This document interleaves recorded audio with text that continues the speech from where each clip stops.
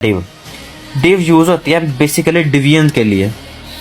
वाज़ह तौर पे तो अगर मैं इसके अंदर कुछ लिखूँ तो आपको कोई इतना कोई फ़र्क खास नज़र नहीं आएगा, ना ही आपको कुछ लगेगा इसके ऊपर कोई फ़र्क पड़ा है, क्योंकि ये सिंपल टेक्स्ट ही आ रहा है। देख लें, आपको कुछ इतना आपको वाज़ह पता नहीं लगेगा कि हुआ क्या है, क्योंकि ये मेन इसलिए यूज़ होती है स्क्रीन के डिवीजन करने के लिए। जैसे आपको पता है इधर लोगो होता है, इधर हमारी लिस्ट जो होती हैं वो डिव होती है, एक लोगो के डिव, एक लिस्ट के डिव और एक मेन डिव जो पूरी की पूरी हेडर की। इस तरह मतलब कि ना डिवीजन्स होती हैं स्क्रीन के ऊपर। आगे हमारा सारा काम, सारी वेबसाइट डिव्स वगैरह से क्रिएट होंगे। तो ये वैसे बताने का मेन मकसद था आपको तक, ताकि आपको थोड़ा सा ना माइंड में फ्रेश हो जाए, पता लग जाए आपको कि ये डिव किस लिए यूज़ होते हैं, क्योंकि आगे मेन काम ही इसी चीज़ का।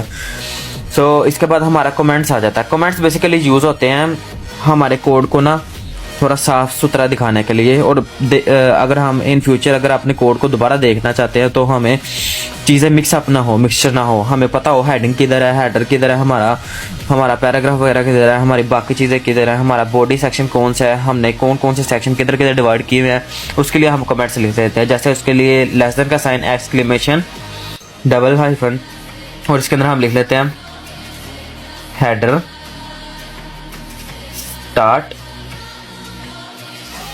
अच्छा, इसका एक और का अगर मैं सेव करूंगा, रीलोड करूंगा, इसका इधर कोई फर्क नहीं पड़ेगा, आउटपुट पे कोई शो नहीं होगा। ये सिर्फ हमारी आसानी के लिए, ताकि हमें माइंड में चीज़ें याद रहे कि हमने ये किधर किधर क्या क्या कौन कौन से सेक्शन बनाए हैं, नहीं तो सारा कोड हमारा मिक्स हो जाएगा। ये हमें थोड़ा ना हेल्प आउट करता है इस चीज़ में। ऐसे ही मैं इसको कॉपी कर लूँगा, कॉपी करने के बाद मैं इसको नीचे पेस्ट कर दूंगा जिधर कोड हमारा खत्म हो। समझ लो इधर तक हमारा हेडर खत्म हो रहा है, मैंने इसको इधर पेस्ट किया और हेडर एंड लिख दिया था। ठीक है, मैंने जैसे हेडर एंड लिखा तो अगर इन फ्यूचर बाद में मैं साल 1.5 साल बाद भी अपना कोड देखूंगा तो मुझे पता होगा इधर से हेडर स्टार्ट हो रहा है, उधर हेडर मेरा खत्म हो रहा है।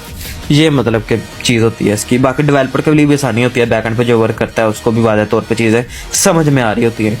तो आज का लेक्चर हमारा इधर तक ही है, आपने इसको प्रैक्टिस लाजमी करना है। इंशाल्लाह नेक्स्ट वीडियो में हम आगे इसका जो है वो देखेंगे, चीज़ें वगैरह, ऑर्डर लिस्ट वगैरह और फॉर्म वगैरह कैसे बनाते हैं। बाकी ख्याल रखिए अपना, अल्लाह हाफिज़।